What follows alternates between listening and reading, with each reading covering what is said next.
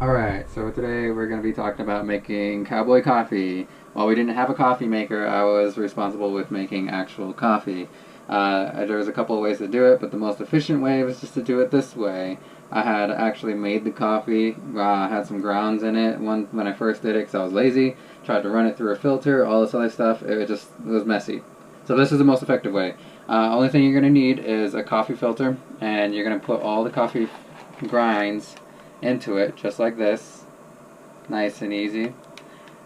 And you're gonna need some string and something to cut it with, and of course your coffee mug. So just common sense, you're gonna boil the water, or at least get it hot at first, and then you're gonna take the grinds and actually close it off, kind of like pinch it like that, and you use the string to go around everything and then tie it really tight, and use the scissors to cut it. You should end up with something like this. You can't really see the string all that much, but here it is. I tied it on right on the top. You just pinch all of it like that, and then once the water is hot, you're going to stick it in. I hold it by the tip and just kind of push it down just to make sure that all the grinds get wet. And as you just let it sit there for about 2 minutes, you'll see the water get really dark.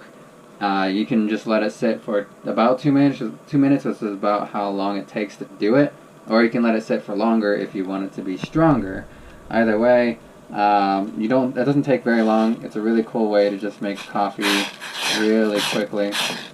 You can actually see the color starting to come out already just because I moved the grinds around a little bit. It's really quick, really easy, really simple thing to do. And then all you do once you're done is take the whole thing, pour it into your thing. We usually put the cream in first, and when you put the coffee in, it just kind of stirs it up for you anyway.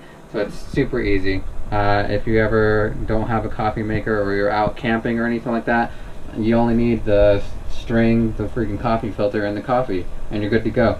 Nice and easy way to do it while you're camping. Don't even need electronics at all.